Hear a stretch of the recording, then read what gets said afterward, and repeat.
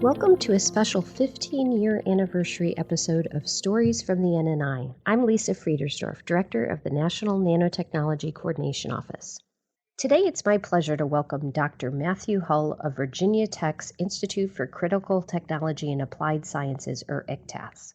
Matt also serves as the Associate Director for Innovation and Entrepreneurship with Nano Earth, one of the 16 node sites that make up the NSF-funded National Nanotechnology Coordinated Infrastructure.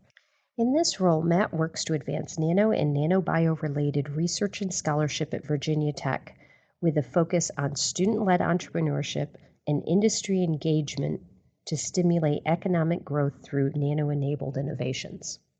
Matt is also the president and founder of NanoSafe Inc., a provider of nanotechnology environmental safety services and nanoinformatics tools. Matt, thank you so much for joining us today. Can you tell us a little bit about yourself and how you first got involved in nanotechnology? Let's see, it goes back to probably the early 2000s. I got my start in nano in a small business. I didn't start out working in nano. I was working in environmental technologies and worked for a company that was commercializing a nano material and manufacturing that on commercial scale and working to really scale that up. And there were a lot of issues that came up just in terms of making sure that we protect workers, we protect the environment, we protect consumers. And so fortunately, I had the opportunity to really explore those challenges and work to develop solutions to those challenges and find ways of getting funding to support those kinds of efforts. And that was really how I sort of stumbled upon nanotechnology. That started off in small business. I developed a program there and spent a few years doing that and ultimately decided to go back for a PhD. So left industry to work on a PhD. At the same time, started a company that was focused on nanotechnology safety. And fast forward a few years and I still have the company. I've finished the PhD and I'm at Virginia Tech working in an institute that makes investments into faculty doing nanotechnology research, as well as a broad range of areas of research that dovetail and intersect with nanotechnology in interesting ways. One of those investments was what we call the Virginia Tech Center for Sustainable Nanotechnology, that again started out as a small research center and ultimately became one of the node sites within the National Nanotechnology Coordinated Infrastructure. So it's called Nano Earth.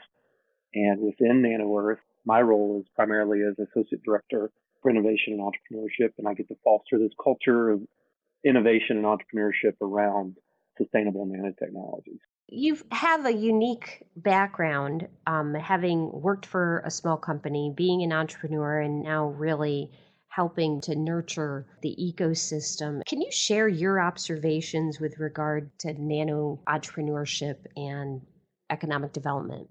Nano is really driving a lot of opportunities for entrepreneurs to find innovative new solutions to problems that have been around for decades. When you have an innovative new technology platform or new ways of doing things that Nano presents, it offers you numerous ways to approach some of these problems. And that really is an environment that's ripe for entrepreneurs. And I think the big challenge that we have is that it's not the opportunities that Nano presents. I mean, they are everywhere with respect to entrepreneurship. Nano is just a sort of an ideal technology for an entrepreneur to start to look at, to think about ideas for businesses and technology transfer, that sort of thing. The challenge is finding those people who actually are willing to take on the risks of de-risking a technology and transitioning it along a technology development and transfer pathway. So the technology is there, but I guess one of the things that I have encountered along the way, and I have met a number of fascinating nano entrepreneurs, but you run into situations where, do we have the entrepreneurial bandwidth as a country to run with all the cool, innovative opportunities that nano brings to us? And if you look at trends over the past 3 to 4 decades, the answer to that is maybe not. And the numbers of entrepreneurs are generally decreasing. And this creates some challenges. Will there be entrepreneurs willing to take the risk and help translate some of these nanotechnology innovations from a laboratory to a commercial venture? And that's a really long, difficult process. And you have to be very committed to it. It has to be an idea that you're willing to really obsess over. I mean, it's something you've got to think about day and night. You have to think about problems that come up and how to overcome them. There's a big difference between discovering in the lab that a particular nanomaterial works really well at remedying an environmental contamination problem. It's a totally different and much more involved challenge to take that technology that you published on and get funding for it, address some of the critical research challenges that remain to actually deploying a solution like that, recruiting employees, recruiting investors, growing an enterprise out of that, and really seeing it through. That's a challenge. So spent some time talking through that, but I think that is where Nano really faces some challenges across the board, is just having the entrepreneurial bandwidth, people willing to take these innovations from the laboratory stage on out through to realize commercial solutions. I know that you and I share a passion for mentoring students, and at Virginia Tech in the past, you have encouraged student entrepreneurs through a contest and through other advisory type activities. Can you talk a little bit about your interactions with students? I sure can. I love that part of it. So I've been invited to give talks to student groups, professional development networks where students are looking at career paths related to nanotechnology, that sort of thing. And I always throw in my entrepreneurship journey. And inevitably, if I have a dozen students, two of them will come up to me afterward and they'll say, hey, you know what? I didn't know what it was that I was really wanting to do. I knew it was something that wasn't necessarily the traditional academic path, but it was something related to what you're talking about. And your entrepreneurship talk really helped inspire me to think more about that as a potential career path. And so that really initiates a conversation where I can help connect them to other entrepreneurial resources on campus. And it really helped stimulate our nanotechnology entrepreneurship challenge. So there was that part of it. There were other entrepreneurship challenges here on our campus, but they didn't necessarily have a nano focus. And what I wanted to do with our nano entrepreneurship challenge was really challenge students to think about nanotechnology in an entrepreneurial context. So maybe this requires the scientist or engineer who's working on nano to think about the entrepreneurial opportunity related to the nano specific research challenge that they were working on. And that's what we tend to see. So student groups, maybe they're working on a senior design project or a capstone project. They'll be working on maybe a nano-based ceramic material that accomplishes a specific, maybe it has properties that allow something to perform better than it currently does. And they'll pitch their idea and we'll give them small amounts of seed funds. It's not significant money. It is, I think, for a graduate student or an undergrad, these awards can range anywhere from $500 to $2,500. And will allow the student team to sort of run the show. And they'll use that money to buy materials that they need, to use our nano characterization and fabrication facilities, or to pay for undergraduate wage labor. So they'll use the money for a variety of things. And at the end of this, they'll talk about their concept and pitch it to a group of local business leaders who have entrepreneurial backgrounds. And we'll kind of figure out who the better teams are. We try to provide them support in terms of business plan development. So, okay, here's your great technical solution, but how are you going to make a business out of that? And that's often a learning experience for them. Some of the ideas have legs and they actually make a compelling business case. Some of them don't. And that's good for the students to understand and actually experience that in a nice, nurturing environment like a university as opposed to being out on their own. So they learn, I think, some very valuable lessons about, again, taking a technology from this conceptual stage, thinking about it like a customer would who has a problem and a need, and then figuring out what they need to do along that path to advance the idea further. In general, do you have advice for young entrepreneurs on kind of a bigger picture that you might want to share? What I've noticed with a lot of young entrepreneurially minded students is that they're not sure if it's okay for them to be thinking about this as a career path. And so I would like to offer to those folks that it is okay to ask the questions. It is okay to seek out mentors and talk with them about what is entrepreneurship, because that becomes a big part of it. There's a disconnect between people who are interested in entrepreneurship and then their awareness of what an entrepreneur is, what it entails, or really a deep awareness of what all those things mean. And so I would encourage them to find mentors. I was fortunate to have a great number of people here in the Blacksburg community, the New River Valley, and even beyond. There are a lot of folks who have been there and done that before. So they have a good understanding of entrepreneurship, taking an idea, moving it along, getting a patent, figuring out how to leverage the startup ecosystem that's available to them and chart a path forward. And a lot of times when I'm talking with students, that's the advice that I give them. I start back at where I was and say, first off, it's okay for you to think about this. Not everyone is going to go to their academic career and end up in an academic environment. Many of us are going to end up in industry. Many of us can go on and start companies. That is an okay career path. However, here are some of the risks, and this is how you try to de-risk the entrepreneurship process at every step. There are a lot of things that you can do to increase your probability of success, to decrease the potential of a catastrophic failure. And I think the fear of those types of failures is what often holds people back, and that doesn't need to be the case. I had no experience with entrepreneurship whatsoever when I got started. Nanotechnology safety became something that I thought about frequently. You kind of have to be a little bit obsessive about your idea. You've got to be very passionate about it.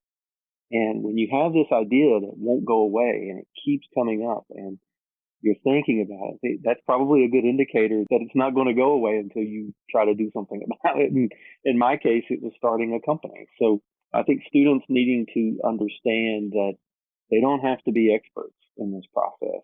They can start from where they are and learn the ropes and find mentors and take the steps that they need to grow their idea one step at a time, and it could potentially end up being something wonderful. NanoSafe isn't huge by any stretch of the imagination. It's a small venture that I've been fortunate to be able to sustain. And not all ventures end up like an Apple or a Google or a Facebook. They don't need to look like that to be successful. I'd like to ask you a little bit about Nano Earth. And as we've mentioned, it's one of the nodes of the National Nanotechnology Coordinated Infrastructure. Can you comment from the view of an entrepreneur or someone who works with small businesses, what a facility that enables access to instrumentation, what kind of impact does that have? It's everything. When you have a microscope, when I'm chatting with people about the difference in nano and micro technology, is you can buy a light microscope for $40 and you can be working at the micro scale in whatever, 2 days. With nano, it doesn't work that way. We have a $12 million initial investment here at Virginia Tech, the Nano Characterization and Fabrication Lab. It was 12 million at the time. It's certainly increased over the years since then. This was more than a decade ago that investment was made. And this was into the electron microscopes and various types of nano specific equipment that it's really a barrier to entry when you come into this space. When you come into the nano domain, having equipment like that is one of the biggest barriers to entry. And so having that available to us through the university and now through Nano Earth and being leveraged in such a way that we're able to solve earth and environmental challenges, sustainability challenges, that really gives us the opportunity to start to amplify the impact of that equipment. So it's not just an important tool that's sitting there. You now have it connected to experts who know how to solve specific problems related to earth and environmental nanoscience. And we're working to engage with people throughout the community, whether they're, some of the folks that we have engaging with us are in water treatment facilities and material science companies, metallurgical companies. They're in agricultural industry. So these are folks from across different industries who now are able to connect with us and focus on not just doing nano for the sake of nano, but doing nano for the sake of solving a problem for their specific industry. So that has been one of the really refreshing aspects of this. And at a talk I gave last week at ACS, I made the comment that, we're really trying to amplify what was a very important investment made on our university campus. And its investment has been made at many research universities across the country to get the instruments in place that enable people to do research at the nanoscale. Now we're really starting to see these innovation ecosystems emerge around those investments. That's really the best way to describe it. And I think we have to kind of recognize the potential to develop these innovation ecosystems and take the equipment and the expertise that we have residing at universities and engaging with more industry, not just limiting them to serving the academic departments that are present on campus, but asking the difficult questions, maybe spending some time or investing the time in engaging what the NSF defines as non-traditional users. These are people who, again, maybe they've not heard of an electron microscope, but we can take and spend the time with them and educate them on what that microscope does, how it can solve a particular problem that they're working on. And that's more than simply having someone come in and use your facility. That's really getting integrated into the problem that they're trying to solve. And I'll circle back to my NanoSafe experience and talk about, again, just the importance of the Virginia Tech investment into nanoscale characterization and fabrication equipment. We leveraged that equipment. The center operated as a cost center. We were able to write that center into grants that we had supported and also commercial projects where the customer needed some level of nanoscale characterization. And if it weren't for that facility, we wouldn't have had the ability to do that. So oftentimes one of the first slides I show when I talk about the story of NanoSafe is a slide showing our nano characterization and fabrication lab and how instrumental that facility was to enabling us to provide services to customers. And so what I would like to see are more entrepreneurs recognizing the value of that facility, more streamlined models for getting industry users in the door so that they can interact and experience the benefits. So, Matt, I've really enjoyed our conversation this afternoon, and I wonder, do you have any parting thoughts that you would like to share with our listeners? The one final thought that I would have is, we talk about nanotechnology as an enabling technology, and I often refer to it as a career enabling technology because that's exactly what it's been in my case. It really gave me opportunities to learn about entrepreneurship and learn to be an entrepreneur, learn about innovation and innovation ecosystems. And it's really just been a very exciting environment for me to connect with that wouldn't have been possible, I think, without Nano. And so I would encourage other folks to think about the Nano resources on their academic campuses and look at ways to leverage that for engaging entrepreneurs, helping nurture entrepreneurs, and really finding ways to help us realize these benefits of nanotechnology that we all know are out there, but maybe we're wanting to see just come just a little bit faster. Thank you for joining us today for this special 15-year anniversary edition of Stories from the NNI. For more stories, subscribe wherever you get your podcasts. If you would like to learn more about nanotechnology, please visit nano.gov or email us at info@nnco.nano.gov.